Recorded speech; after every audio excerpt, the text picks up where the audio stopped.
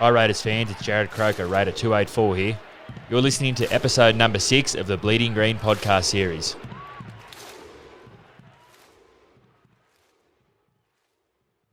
Okay, it's the 30th of January 2024, shortly before what is going to be, I'm sure, an outstanding season for the Canberra Raiders. It's my great pleasure to be conducting the 6th interview in a series, the Bleeding Green interviews, which are with key Raider people over all the years, so that we've got these interviews for both the ACT Heritage/ACT Government Archives and also for the club itself. It is my very, very real pleasure to be interviewing today Ricky Stuart.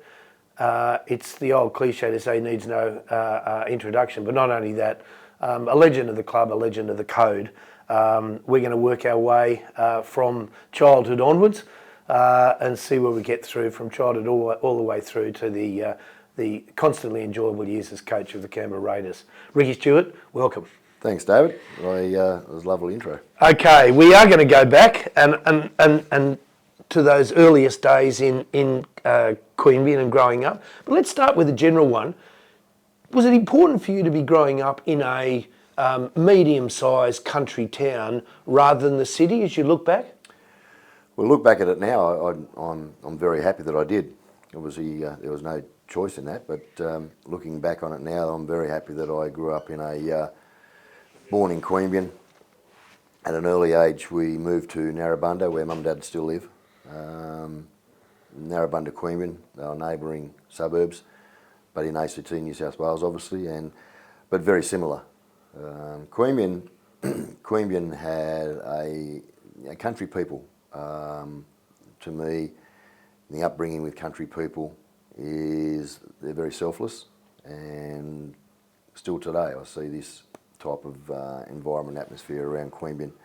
Narrabundah, where Mum and Dad are still in Gorda Street today, it's a little community, both those areas, and also growing now, Queanbeyan, with a number of satellite suburbs around.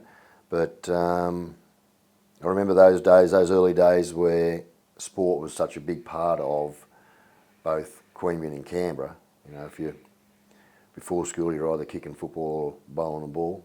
Lunchtime, you're doing a bit of sport. Because it's got a really rich history, you know what I mean, for a town that size, a really rich history of sport, full stop, but especially, rugby and rugby league. And you were sort of a lucky recipient of that? It wasn't uncommon to be playing indoor cricket in Queanbeyan or playing touch football in Queanbeyan, touch football in Canberra, or, as I say, before school, during school, after school, you were doing something with cricket or football, and it was very common those days with the generation of how we grew up.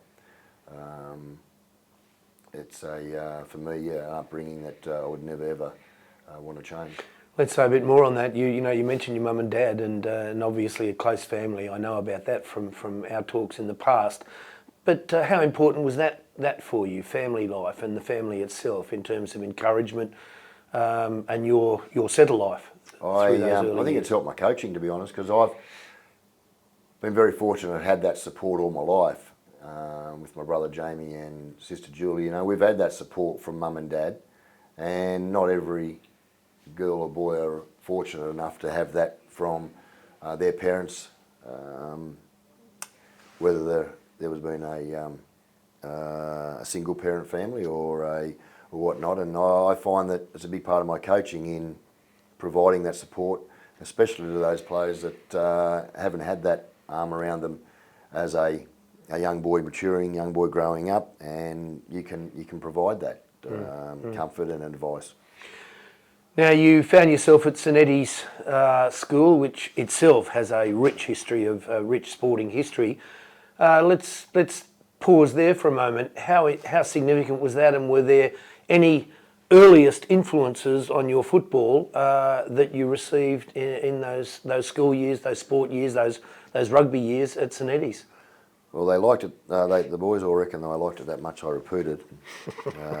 Some say I had a couple of children before I left, that I repeated that many years. I did repeat year 12 there, and it was probably the best decision I ever made. It was a great balance right throughout my time at St Edmunds College was a great balance of education, sport and sensible discipline. And one person that comes to mind who has had a big influence on my life from the early days being at St Edmunds is Brother Bob Wallace. He was the headmaster of St Edmunds College, very high up in the Christian Brothers, and also the chairman of the Australian Schoolboys Rugby Union. Very, very strong man, but had a major influence on my life. And one of those teachers, brothers, headmasters who really put a lot of spirit into the school and camaraderie. It goes without saying that rugby and rugby league are very strong in the entire region. Was that ever an issue for you? And we'll work our way forward to the decision made, given that, and I put it in the book because you'd mentioned it to me, that you did say to John McIntyre, to JR, that the Raiders would have the last call on your services. But just before we get to that, in growing up and with the two codes, did you play both? I might have asked you this, but I played. I was 4-year-old when I went to kindergarten, and played rugby union, rugby league right up until I was 16. Sundays. Saturday, yeah. Which was which? Which? Saturday was union. Right. League was Sundays. I played for the Queanbeyan Blues. Yep. And played for St Benedict's as a 4-year-old. I did 3 years in the sevens, and then moving into year 5 at St Edmunds College, that's when I played for St Edmunds. But it was always Saturday, Sunday, so I was training 4 days a week. And most days there, where you talk about support from your family, most days there was always Tuesday, Thursday. So you'd do after school, straight into a 4:30, 5 o'clock session of rugby league in at Queanbeyan. So there's a lot of travel, a lot of logistical work from the parents. But Dad was also heavily involved in the administration of the junior blues. Right. So our weekends were full. Saturdays union, my brother would be playing as well. Sundays would be league, my brother would be playing as well. So we usually finish that and have a shower and go to the home Raiders game at Seaford Oval. But it was an issue when I got back into when I moved forward into 15, 16-year-old age groups, because Brother Bob Wallace wanted me to give league away and play union, and I didn't want to. Then I started moving into playing first 15 football. I remember a funny story one day. I was playing SG ball for the Canberra Raiders at Seaford Oval, and we played an early game. It was that morning, and it was quite muddy, and I had to. I thought it was going unnoticed, but I played. Dad was the coach of the SG ball teams, under 16s at that stage. Played that game, had a shower, got in the car, and Mum took me straight to St Edmunds College to play a first 15 game. It was against Darren Mullen. And I got bad cramps late in the game, and I still remember walking off. I still remember to this day that we did win, and going into the change rooms that I said to Brother Wallace that, gee, I got some bad cramps there today, and he says, it usually happens when you play 2 games in one day. So, and I still remember where I said it and how he said it. And I knew there was going to be some change, but I was always going to finish that season off with the SG ball in the under-16s. And there were some consequences there at the end of it, which I'll make you aware of in a moment. But Brother Wallace, we made the final, the SG ball final.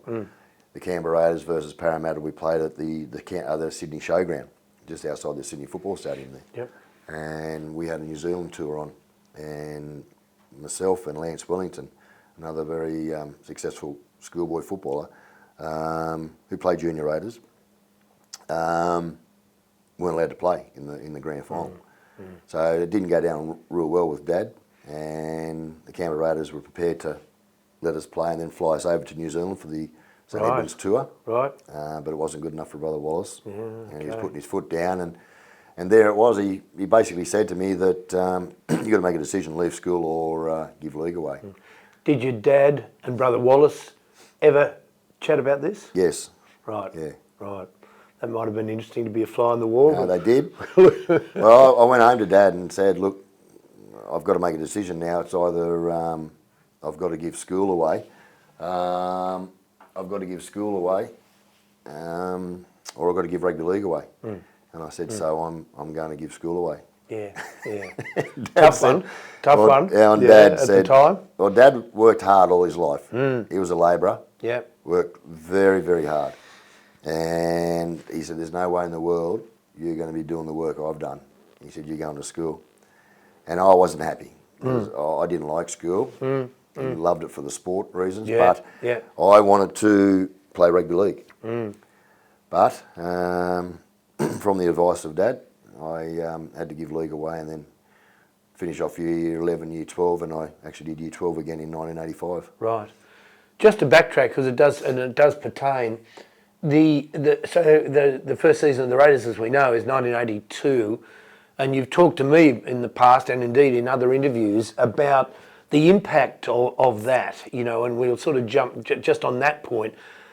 How significant was that, the first couple of seasons, the first few seasons for you, the Raiders? I know you've talked about kind of basically being something of a groupie, like a lot of kids your age.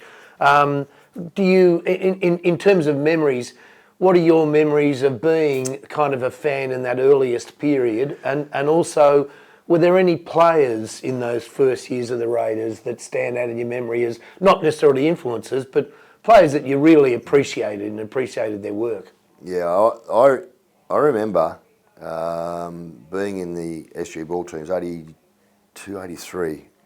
It escapes me the exact date, but I feel as though it was the second off-season that the Raiders have had, because Gary Spears was Gary Spears' first season, which I think was 83. Yeah, I think that's right. Believe that's right. Lloyd Martin, 83. Yep. Because I know there was a host of West Tigers players that Balmain players that Don Fernan recruited, along the likes of David Grant, Ray Blacklock. I think Ray, he was from Newtown, but Don Fernan invited us to do every Friday session with the full squad at Taylor Park. Right, the SG Boyle. The SG Boyle squad. Yeah. Okay. So I got to know some of those players through training with them, and I still talk to this guy today, and he's been my favourite Raider ever, and his name was Louis Bond.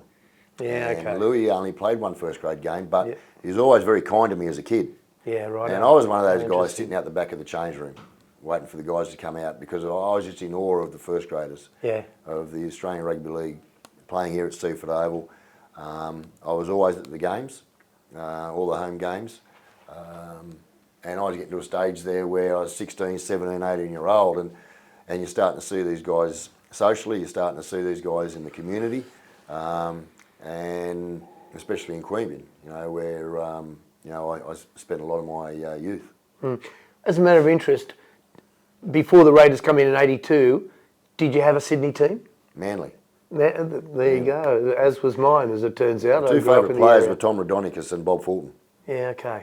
But Manly was my favourite team. It's interesting you should say that, and I grew up in the Northern Beaches, but I do remember when Bob Fulton, I think I'm right, somehow or other he was in the Army, but I do remember that the All Blacks played, the team that he got selected in played the All Blacks, and he had a ripper game. I still remember that against the All Blacks. But yeah, phenomenal player, but we'll leave that for another day. We will push it forward. Your debut game, and I had to refresh my own memory here, was the 15th debut game for the Raiders coming on the paddock. It was the 15th of May 1988. That's right. Against Brisbane at Lang Park. By the sheerest great fortune for me, I was at an Australian Literature Conference in Brisbane, and really, as it was a coincidence. Yep. But I went to that game, and there weren't a whole lot of Raider fans there. I do remember there were a few of them really, you might remember in those earliest days, there were some wild sort of bikey supporters of the Raiders. They were there in numbers, and I was actually in that group. But it was an absolutely phenomenal win, to say the least. It was a brilliant game to watch, especially, of course, to be a Raider fan. What are your memories of that first game? And to be quite clear about my most vivid memory was Gene Miles putting me in a choker hole when there was a brawl on, I got to know Gino quite well after many years playing against him. But that was one memory that I thought to myself, I am really now playing with the big boys.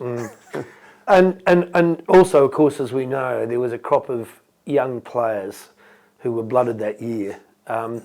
Did you feel at that earliest point, and you might not have given your age, but that there was something special already brewing, that there was some serious talent around you? Well, if I remember correctly, that was Brad Clyde's first or second game? Second game, I think that's right. And Laurie's probably getting into his double-figure games there. Yeah, it was. Because he played in You're right. 87. You're right. Look, David, seeing the presence and the unique talent of Laurie and Brad, Glenn Lazarus. Yeah, yeah.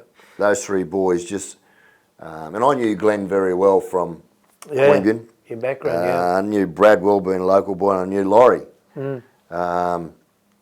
Just their presence and the uniqueness of their talent. Yeah. I knew there was going to be they're going to have a massive impact on not just the Raiders but the game. Yeah. Because at such a young age, they were brilliant. Yeah. And you know, it's interesting. We know this with the guys you just mentioned, that you were talking about your dad and he worked all this off, and that had an impact on you. You know, if I'm not wrong, you had Laurie Daly at an early age was working briefly in an abattoir. I think Glenn Lazarus' dad was a shearer.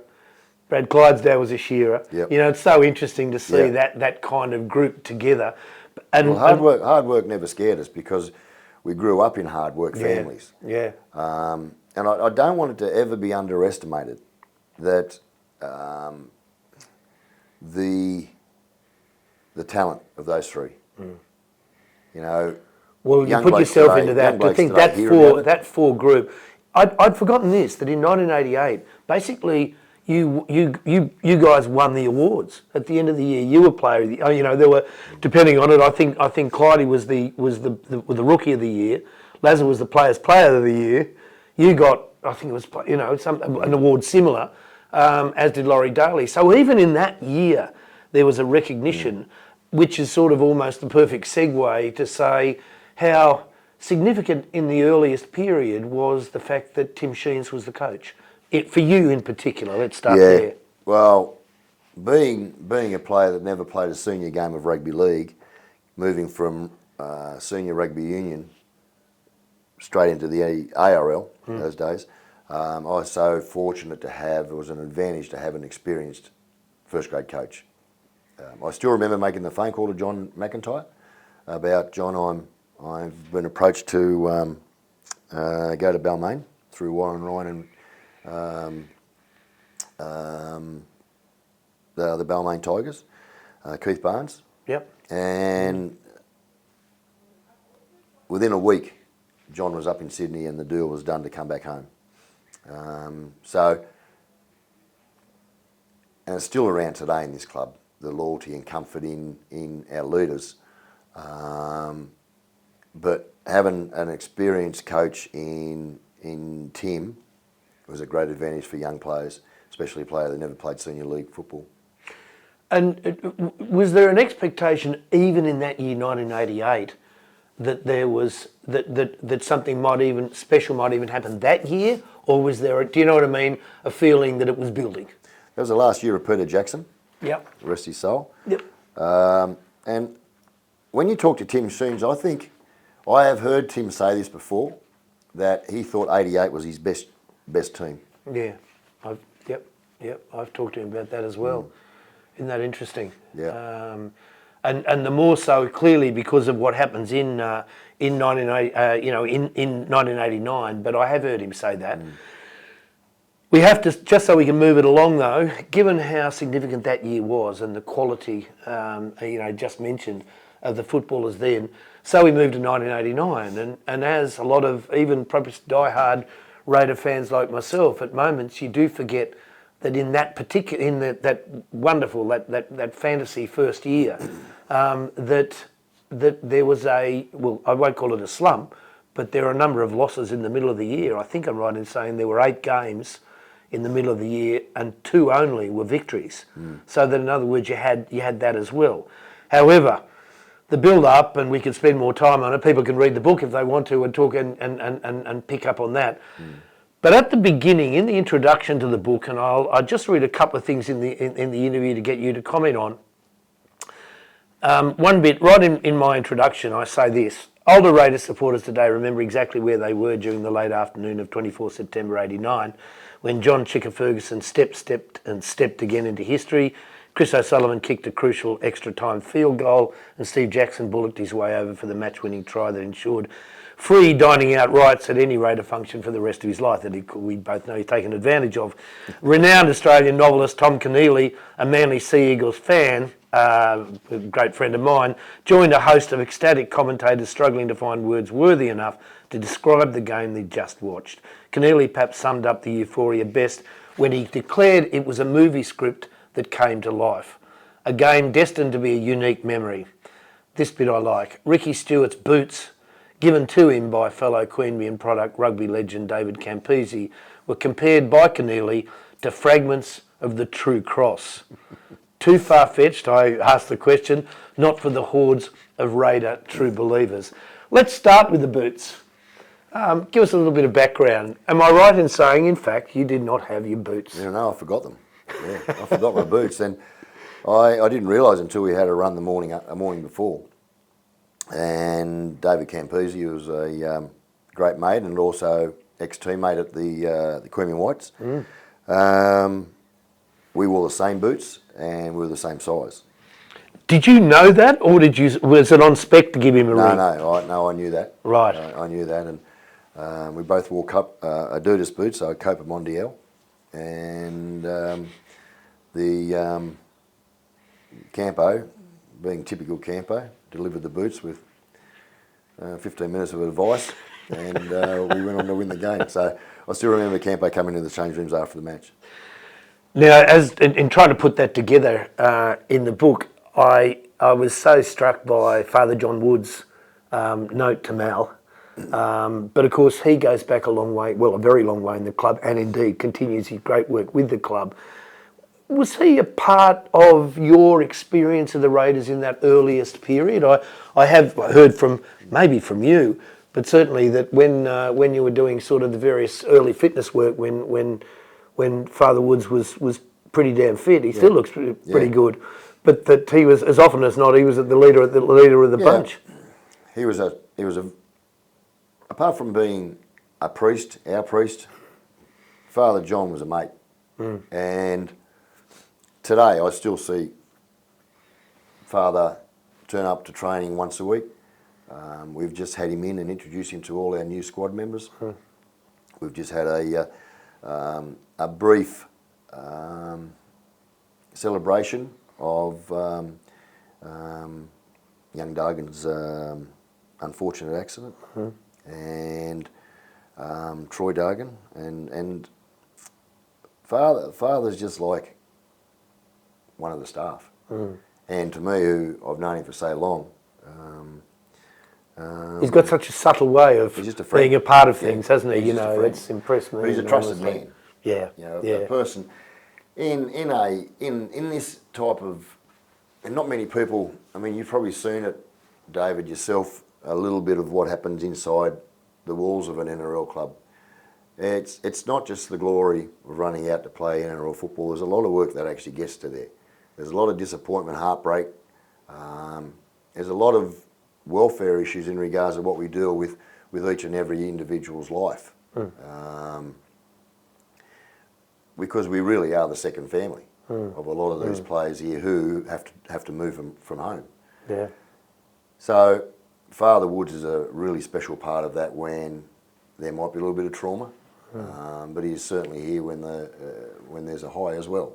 Yeah. When we're winning football games and enjoying the fun of being an NRL player or coach, being a part of an NRL club. It's such a lovely part of the story, which almost, appeals as kind of a myth, that really, the 1989, the back end of that, and we'll say a couple more things about it. I'll get your thoughts on it.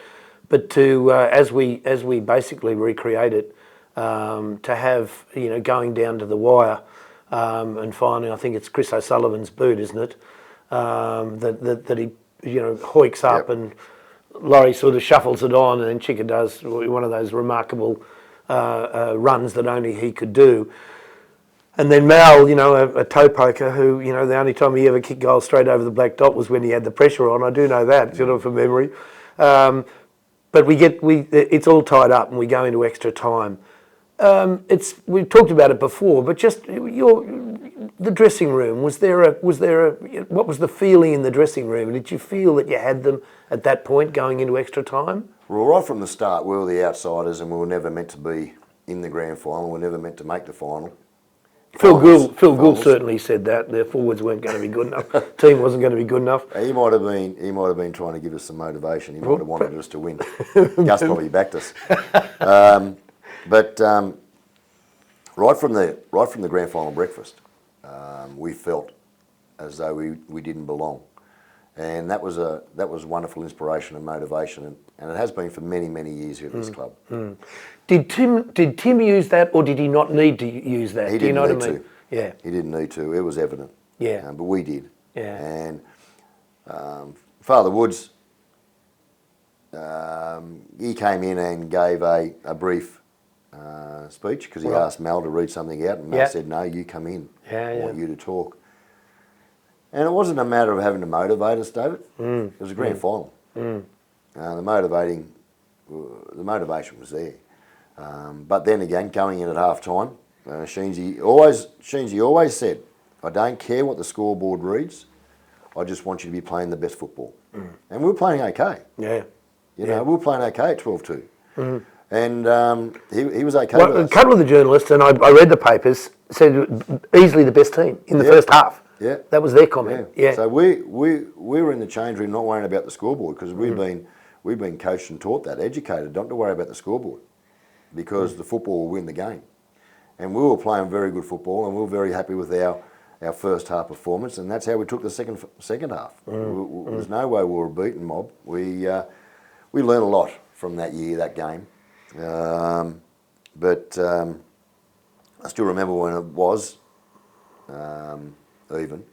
We went to the scrum and Sully said, hit me. I was about to ask that very question. He said, hit me, I'm going to kick a field goal. I said, no, let's take a couple in. Yeah. Let's get closer. He said, no, I'm going to kick it. So he's getting back deep on behind the scrum. I said, no. I said, let's take 2 or 3 in first. Did Mal get consulted in this quickly or not? I evidently asked him about this.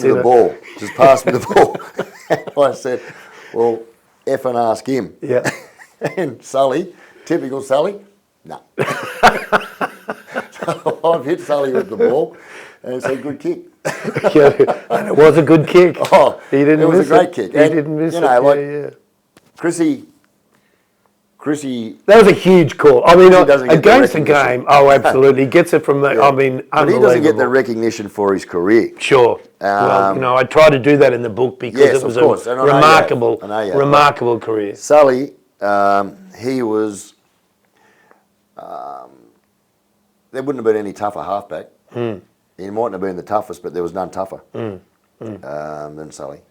With a great kind of approach to the game and an arrogance, not the right word, a sort of confidence that did border on arrogance, and there's the classic example. Sully and I were always fighting for a halfback spot, so it ended up being 7-6 for a long time. Yep. And I remember 2 incidents. One, he said, I don't believe in kicking for field position. You should only kick for yourself. I said, that's because you can't kick. He didn't like that. And then the other one was, he was getting shitty with me spiral on the ball. Right. He said, I can't catch the spirals. As soon as he came in, he said, mate, can you just pass orthodox to him? I said, don't worry, I'll just miss him out. So we butted heads every now and then, Sully and I, but I have total respect for what that guy did because he was there in the early days. And a rock in the early days. 100%. He copped the hammerings and he certainly did. Of all the players, he probably deserved it most. Yeah. To take it upon himself and to kick such, You know, it was like, from memory, it was like 15 yards up over the black dot on a toe poke. And then, you know, and then had the shits with Steve Jackson scoring the try because he was going to get all the glory. And he's honest. There we go. He makes me laugh so. Well, listen, in those twin seasons, 89 and 1990, and you mentioned your spiral passes. For those who love their football, to see what you did in those two seasons, in terms of two elements that sort of that were stamped.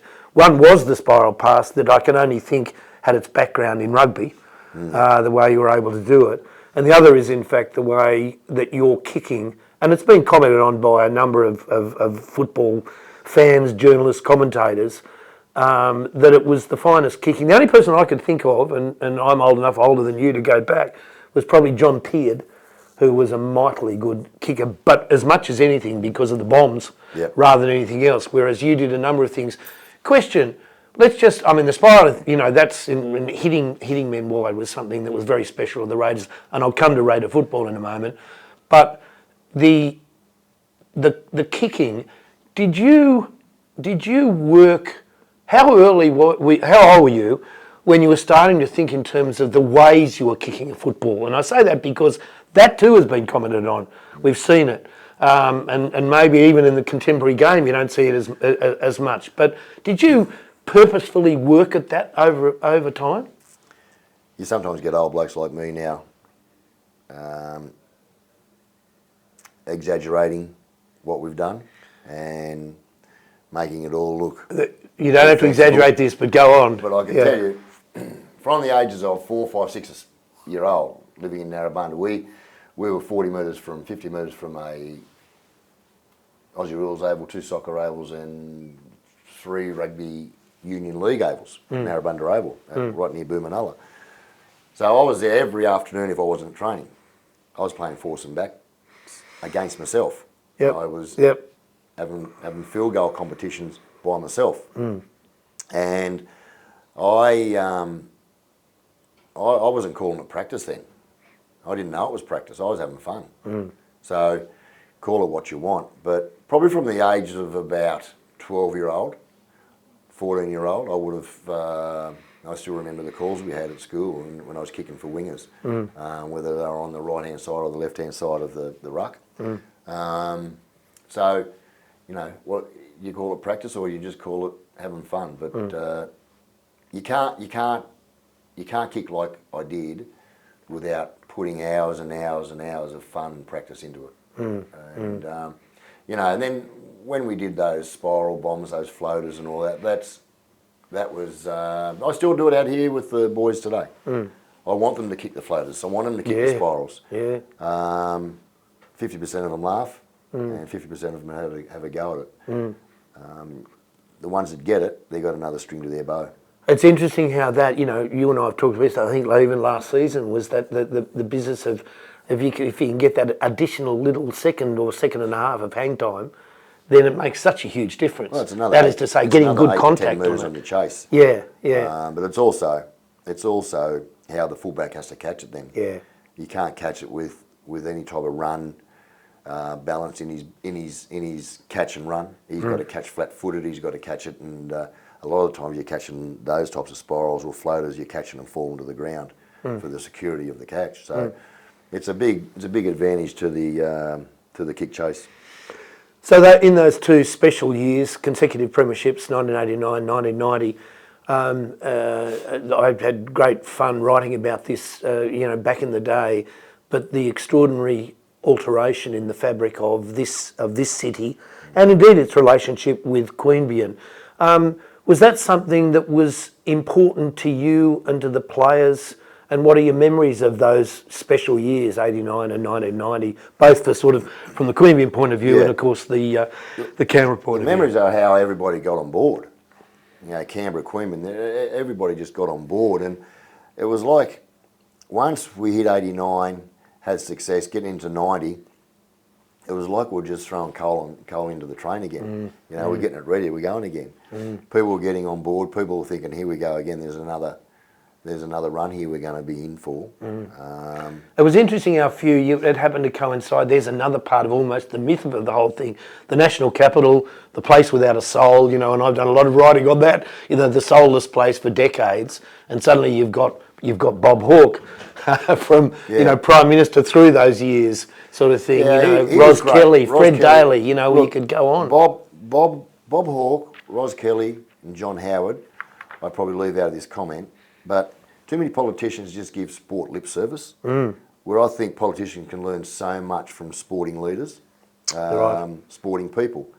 Bob Hawke, Ros, John Howard, they were authentic, genuine people. And you have a look at the success of those two Prime Ministers over many, many years. They've been two of our, some of our greatest Prime Ministers ever. They would have made it in sport. Not too sure about John Howard, but that's for another day. I didn't say ability. So I suppose the one thing, a couple of points that I haven't thus far mentioned, that is in the 1990 grand final, was there, and you were the Churchill medalist for that game, if I'm not wrong, is that right? Yeah, in 1990. And you alluded only a few minutes ago to the idea of sort of, stoking the fire, or, the keeping the engine going.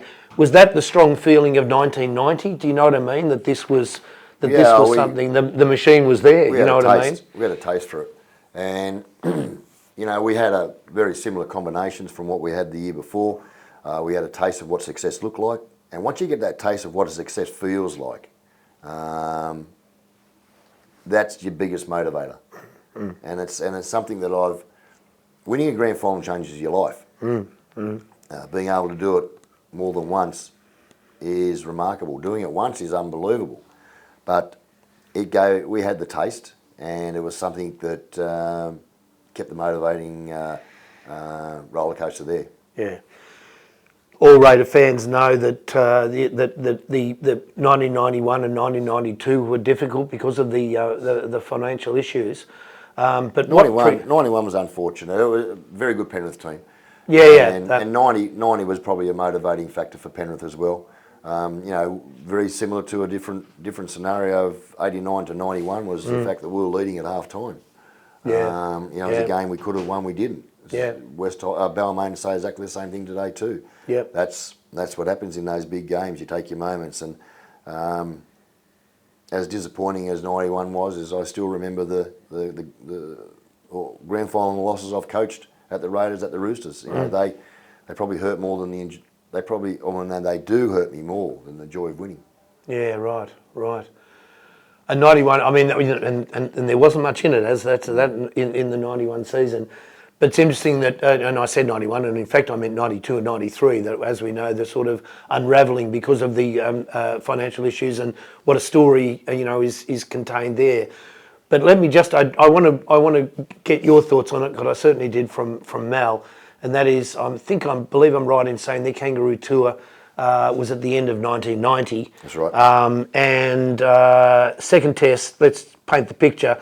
Second test, Wembley, the Poms have already won the first test. There's a record English crowd. It's 10-all. There's approximately 60 seconds left on the clock.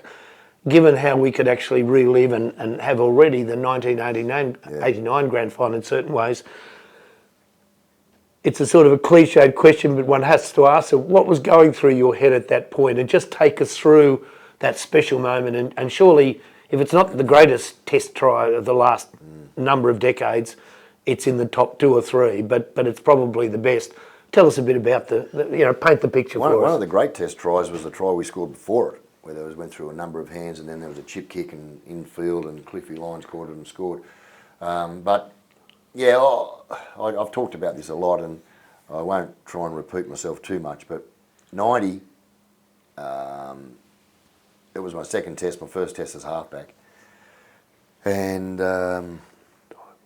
partnered up with Cliff Lyons as a 6 and a 7, and I threw the intercept pass, and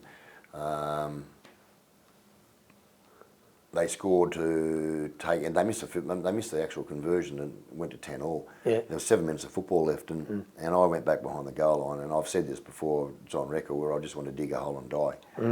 I was let everybody down, Australia down, my teammates down, everybody. We're going to lose the Ashes.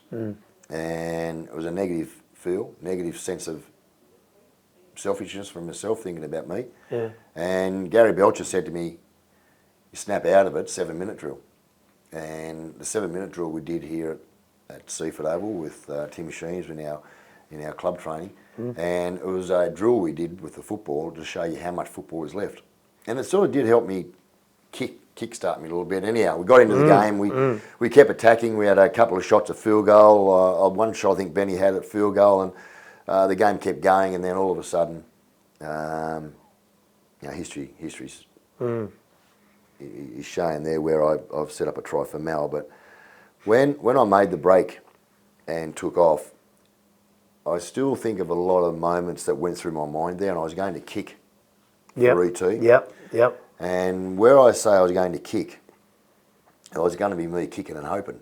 Yeah. And I often talk to players today about not passing and hoping and kicking and hoping. You can't just kick and hope. You know, there's got to be some type of instinct. You've got to be some type of feel. When you don't think about it, do it. That's instinct. Yeah. But when you're thinking, I hope I score off this, don't kick it. Don't pass it. Because instinctively you don't think about the actual execution of your skill. Now, as I kept going, the more space I found. And as I kept going, I thought, I'm getting further down the field, and then I've said it before, there's a dark shadow comes over top of me, and I don't know where he was, on my right or on my left, and then I can't hear, there's no way in the world I heard Mal, but I could feel him, and then as I turned out, I knew he was going to come under me because I had to pull the fullback away. Yeah. And an extraordinary athlete, Mal, in regards to, when you have a look at it, where I started from and when I took off, and I didn't really slow down for Mal, he caught me. Yeah. To get there. He was a unit then too. I mean, to say the least. No, it was one of the. I mean, you know, it's certainly the one that gets most replayed at the moment, and quite rightly so. I get emotional when I see it. It's just from an individual point of view, being able to pull us back out of the dark. They're absolutely magnificent. Knowing Bozo, and especially given when you alluded second and last test. Yeah, no, it's terrific. And then we'll move further into the later parts of your playing career and also coaching, of course. But you'll be talking about coaching, and I hope I can conduct an interview with you, in the years to come and talk more about the coaching, and we will get to that. If you were to compare grade football, but let's start with grand finals, the intensity of grand finals, the state of origin, the tests, how would you rate them in terms of toughness, intensity? I don't think you get a more intense or faster game of football than Origin. Right. You've got 34 of the best players. Those days, really, 34 out of probably the 40 to 50 players in the world. If you look at the internationals, then it was really only England and New Zealand. And how many of those players would have the ability to play in Queensland or New South Wales? I'd say 6 or 8 each. Yeah. But you 34 players playing against each other, who are the best players, some of the best players in the world. Now, mightn't have been talent, because Origin is not just about talent; it's about the mind and the physical toughness. I think Origin football is probably the toughest challenge in regards to the physical and the intensity and the speed of it. It's a kind of unique phenomenon, isn't it, really? And almost everyone says exactly the same, certainly those who play it. Yep. And it's a wholly different beast. Yeah, well, and the test match football those days was they were a slog, they were tough. The Pommies were very, very physically tough. Some of those test matches that we played over there in 1994, the World Cup in 92, it was very physical. They're just tough individuals, the Poms. Yeah. You've only got to have a look at all the Pommies I bought here, and we're going to see another one this year in Morgan Smithies, and he won't let anybody down in regards to his ability, but two, his toughness. Well, I still remember that. I'm old enough the 62 team, Dick Huddart, Cliff Watson, boy oh boy, they were something, and that continued for some time. It's a little different now for all the reasons that we know. Yeah. Let's move things on a little bit. 1993. Yes, I was at the game. This is the family. My son Sam, who was getting a little older then, just said, "Dad, it's trouble. It's trouble." That was the year that got away, and given how good that side was, you were, if anything, I'd say more dominant than you had been in the earlier years. How disappointing was that? And what was it? I asked Mal this, but what happened to the team when they were simply unable to regroup after losing you? It's as simple as that. But your thoughts on that? Yeah, it was. I was actually. It was my best year I've ever played. You get a purple patch at times. You have good years, but everyone's had a best year, and that was my best year from an individual point of view.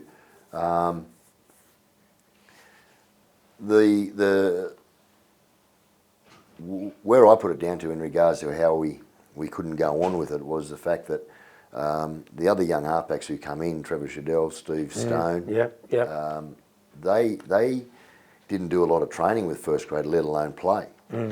That's where it's different today. We do mix up combinations with our preparation training. But those young blokes who, I don't think they played a game that year with first grade. Now, all of a sudden they've got to come in and play the last competition game and then into our first semi-final. There was so much pressure on those poor young blokes.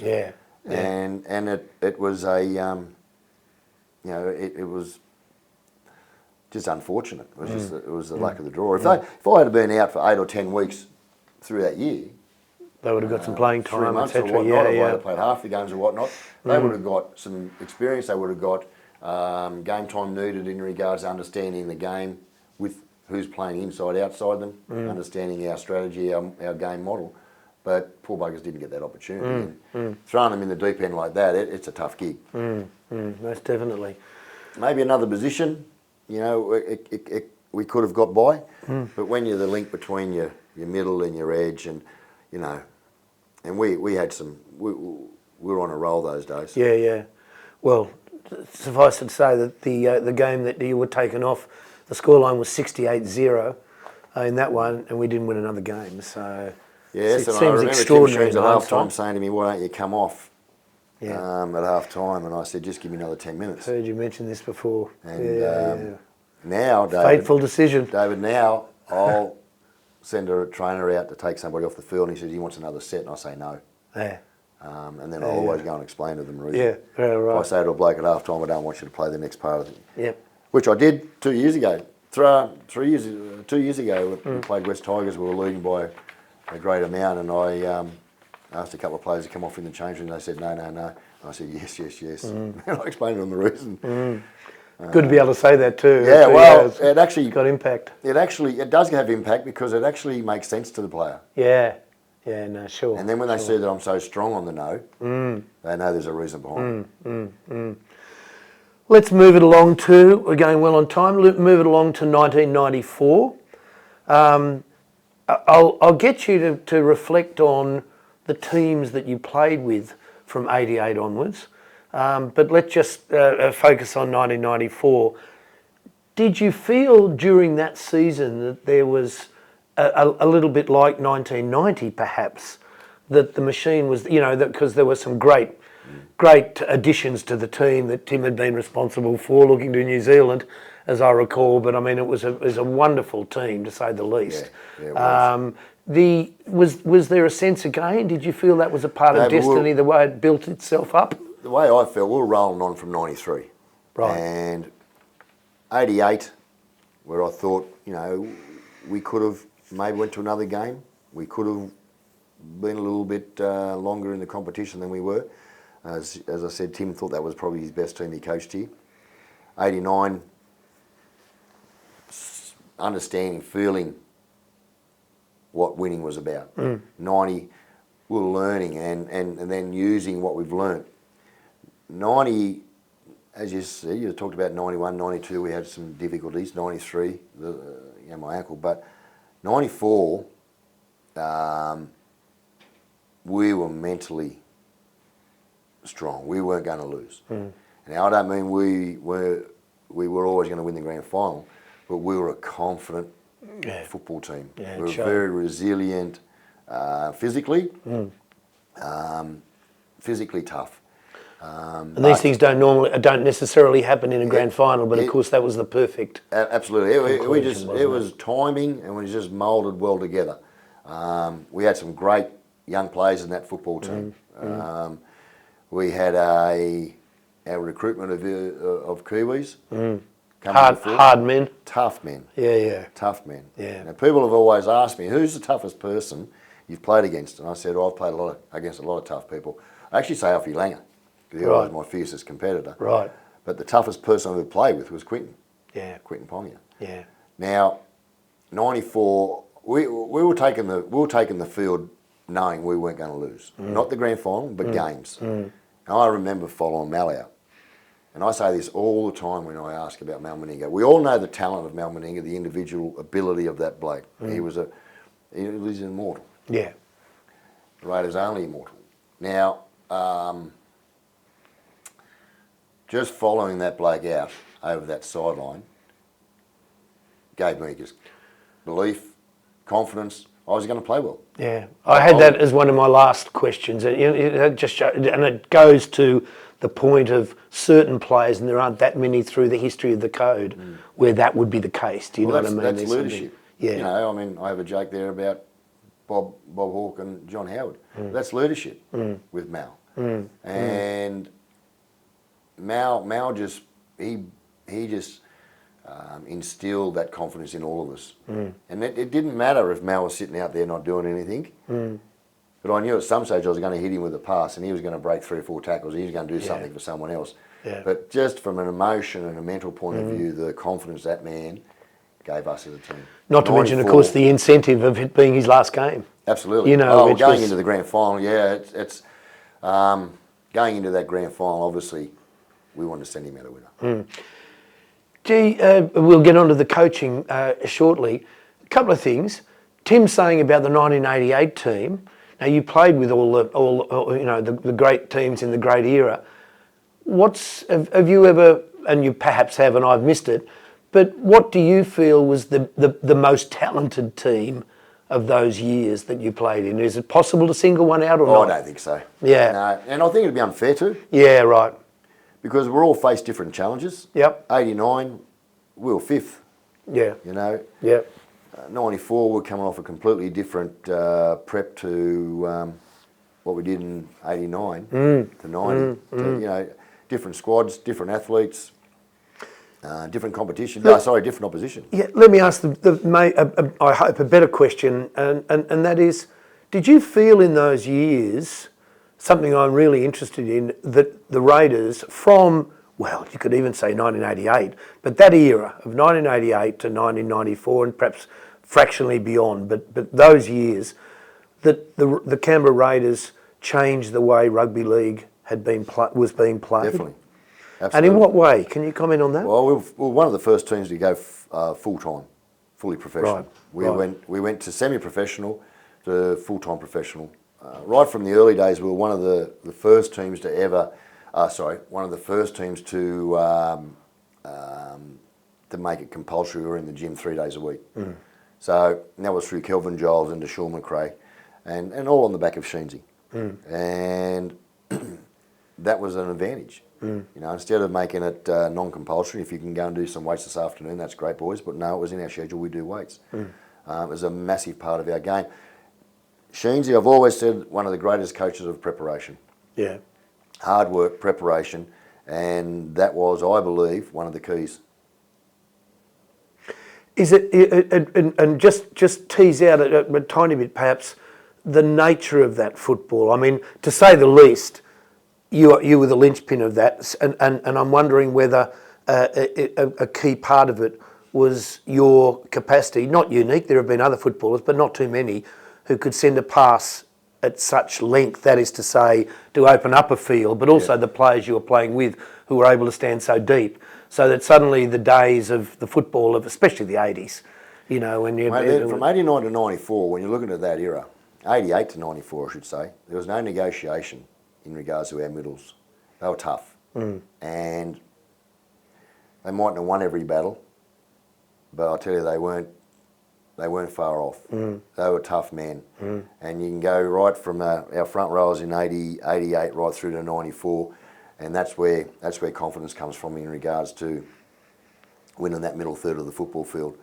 We had some wonderful talent in the back row, and we love to attack. We love to attack. There was defensive. From a defensive point of view, it was a lot different those days to where it is today, and there's a lot more spaces wide. And with having Laurie sitting out in open spaces, sometimes sitting on the third or second man off the sideline, I was fortunate enough to be able to hit him and create space, and then all of a sudden Laurie would do his work. Laurie is an unbelievable attacking player. The power of his running game was such a little bit of the Bob Fulton about him, you know, it's sheer power. The power of his running game Yeah. assisted so many outside players for us. You know, our centres, including Mao, and they were getting ball in space. And we had, it was in our DNA that we wanted to attack.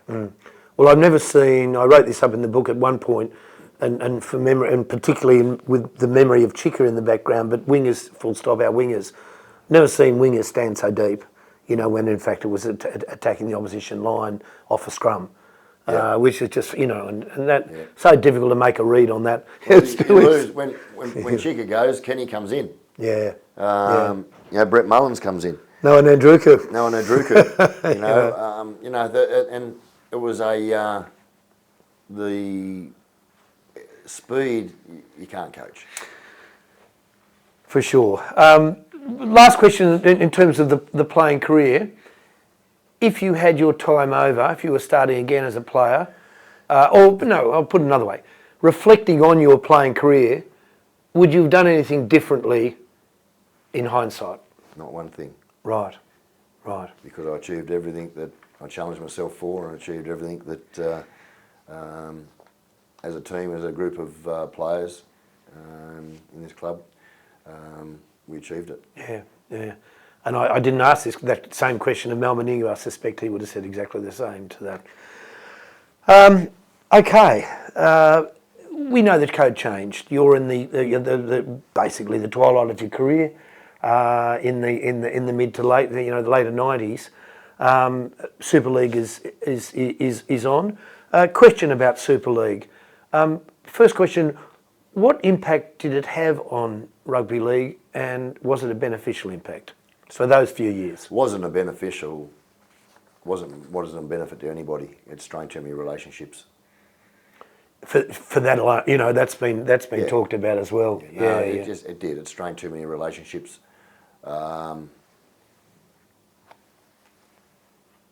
There was greed in regards to who wanted to own the game, and that's the players are the pawns. I don't blame one player for any of the decisions they've made. The good thing about Super League for us was that we could stay as a team, as a group of players. We could stay together. That was the beneficial ingredient for us staying with or signing with Super League. Okay, just to move on. In the introduction to Absolutely Bleeding Green, the book, I write this.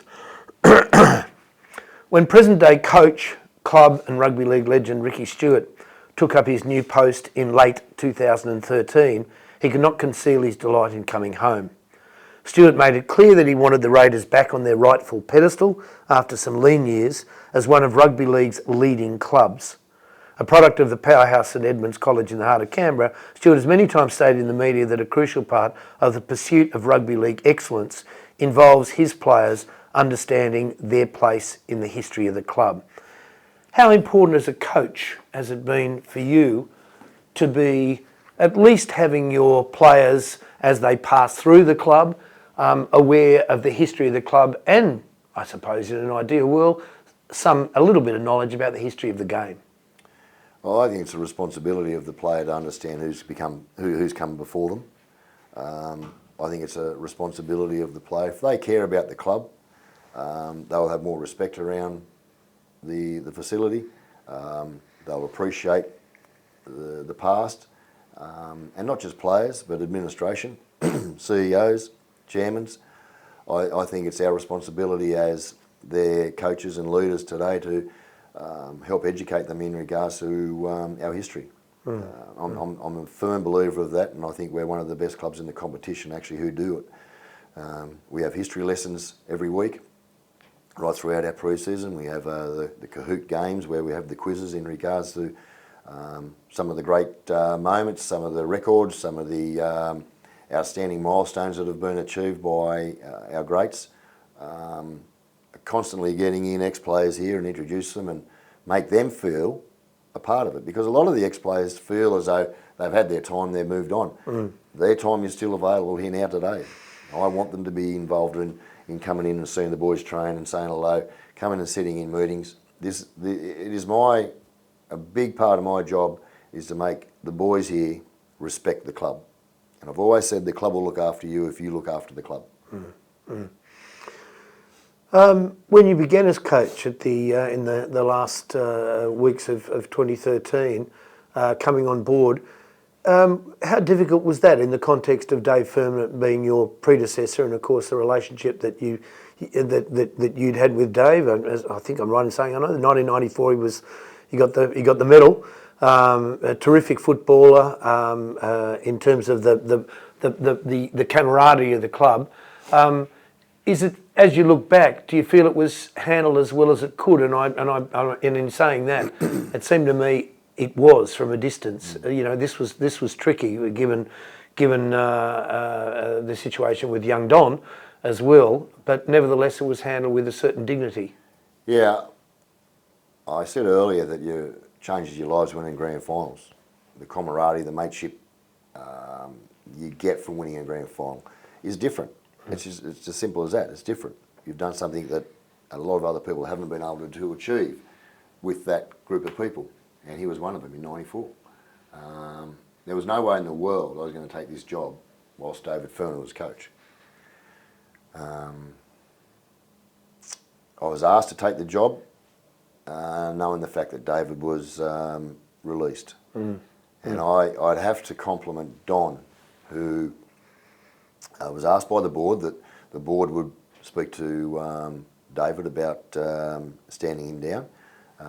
But to Don's credit, he jumped in the car and he drove to Maria, where David had a team in camp. At Bateman's Bay or Maria, where they had a camp, and spoke to Dave. I think that, respectfully, is courageous to do so, and it would have been very, very hard. Standing a coach down, sacking a coach is one thing. When it's your brother, it would have been extraordinarily difficult, horrible feeling. Yeah. But there was obviously a time there with Dave where it was very sensitive. But we let it settle, and then both myself and Dean Pay come down and had a beer with David and have an afternoon with him, and he gave us some great insight into the club, the players. You've been coaching for some years now. Do you feel you yourself have developed / matured as a coach, and if so, in what ways? Definitely matured. And if you don't keep learning, you can't keep coaching. And I try and continue to keep learning, and I think the players help you grow. And I think what's helped me grow is my children have grown up from young boys and girls to mature adults, and seeing how much being involved in their journey of maturity and growing up has given me a real insight into how these young men are growing up. How much, both my boys play football, how much it hurts when they don't get what they want, and how much joy there is when they do. And they both have their ups and downs, and I feel their emotion. and such I do with these players here. Um, So to answer that, I think a lot of growing with my children has helped me grow and mature as a coach, and if anything, I think probably gone a bit softer than when my children were younger, and I was probably a little bit more harder than I. it would be now. Well, the generation's Or are changed now. today too. Yeah, and that's sure, what's helped me sure. understand. Like, with Yeah. my kids growing up, the generation has changed. Social media wasn't around when I was a bit harder. These players have a lot more pressure on them from social media. There's a lot more scrutiny. So from a care factor, I take that very much on board in regards to the welfare of the player outside the training or playing field. We know almost the sort of the nature of the environments of coaching in Sydney and coaching in Canberra. What is it about coaching in Canberra, that is particularly special, and why you yourself wanted to stay on? When I was at the Roosters, there was very strong leadership, very strong, and still is. And they're a consistent performing club. Money helps, but that's beside the point. Money helps. It does. I was involved in rebuilds at 2 other clubs, and there was a lot of change above me in regards to chairman's boards. There was too much. It was just too unstable. Yeah. And you could never have any consistency. But at Cronulla, I thought there was some of my best coaching where we got to a preliminary final with very much probably underwhelming team in regards to what we were playing against. The club here at Canberra, there's honesty and there's trust. And I've been friends with Don for most of my life, and people would think that would make it a lot easier to have your boss as one of your friends. Let me tell you, it doesn't. You don't want to let him down. There's very honest conversations, and they're a lot easier because there's trust there. But the fact with the leaders I've had at this club above me, my leaders and bosses, there are people there that I can go to and talk to, and you're going to get stabbed in the front, you're not going to get stabbed in the back. Can't say that about a few clubs. And that's why you don't get. That's why a lot of clubs are not consistent in performing. It starts at the top. In the coaching years at the Raiders, one would have to say that the year 2019 stands out, A, because it was a grand final, but B, because it was a grand final that was so desperately close. As you look back on that game, how do you place it now? Did you feel that the better side did not win? No, I wouldn't say that. It's unfair to the Roosters. It was a very unique style of game in regards to the couple of incidences in the game. And we had our chance to win it still. There's no doubt about that. But I did feel very sorry for our ref. Yeah. It was a very difficult period. Situation for I was quite critical in the media amongst, and I wasn't the only one, but I haven't been more recently for obvious reasons. Yeah. We know it was tough, but it actually goes to the human side, does it not? Yeah, In the same way as when people dump on players, but the referees, it's look, it was probably one of the greatest moments of so far of being a coach here, but it's also been my biggest disappointment because we were good enough to win that game. But there was periods of that play where we could have still won that game, and we didn't. But look, it was I don't hang my hat on it. We've just made a grand final. I've said I want to win a grand final with this club. I came here and said I want to make this club a very, very consistent, competitive football team, and I reckon we are. So we got to you want to take it to the next level. You want to be looking to make the top 4 every year. And we have our work cut out here. It's where a lot of other clubs do get an advantage. We don't get an advantage here in Canberra. Has it changed, as the situation changed in terms of the whole issue of attracting players? You alluded only a few minutes ago to social media, the pressures on the younger players. How would you compare trying to recruit players who've never lived in Canberra and perhaps not even in a country town now to, say, 6 and 8 years ago? Well, the only real player that we've ever recruited here that was he already a rep player, was Mal. I don't think we've recruited a rep player here of any great note. Right. We've developed them all. And we're a development club. Now, everybody blames Canberra, the environment, the Raiders, when we don't get the recruit we're chasing. But it gets into the media today who you're chasing. But if you have a look at the players I've chased and we missed out on, they're all been top tier players. And if you have a look at the number of high profile players I've chased and we missed out on that have won grand finals, you know we're on the right track. I won't go and recruit a name. I won't go and recruit a player, as some clubs do, just for the sake of he's got to win, he's got to kill, because I know if I don't feel as though he's the right fit for this club and his talent's not there, that'll cost you your job. Well, you've talked a lot, and perhaps it can be close to the last question. When you are recruiting a player now, and indeed in the past, and you've commented on this before, and that is that as much as anything, you are looking to the character of the individual involved.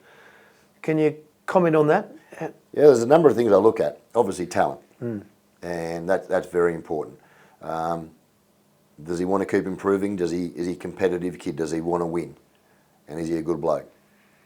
Now, sometimes you get one or two of those points wrong, not a lot. But the important part about that is they've got to have talent. They've got to be competitive. They want to win. I couldn't coach a player that isn't competitive and doesn't want to win. When I say doesn't want to win, he's just happy getting his pay, happy coming to training. That's not the type of footballer that we want at this club. Most importantly, though, you've got to have all those ingredients and you've got to be a good person. Last question. Do you look back with pride on, and there was a certain luck involved, let's start with birth, but look back with pride at the role you've been able to play in not only, of course, the establishment of this club, but the establishment of the club in the context of the region, and most specifically as being that the Raiders are now a cultural component of the national capital. Do you take pride in the role that you've played there and continue to play? I'm privileged that the club's given me that opportunity to be the coach of their team, that I can actually have a role in the community. Then I see the responsibility of doing the right thing.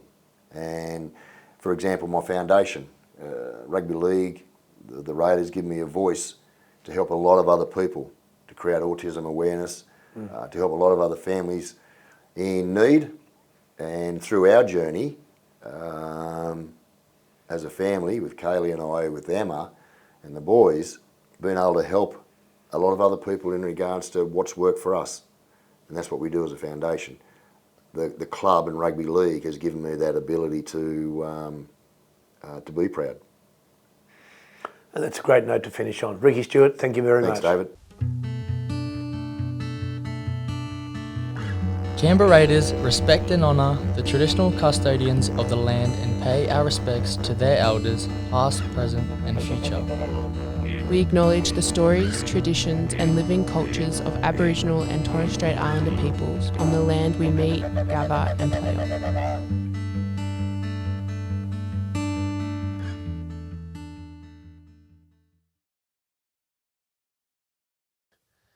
This project was supported with funding made available by the ACT Government under the ACT Heritage Grants Program.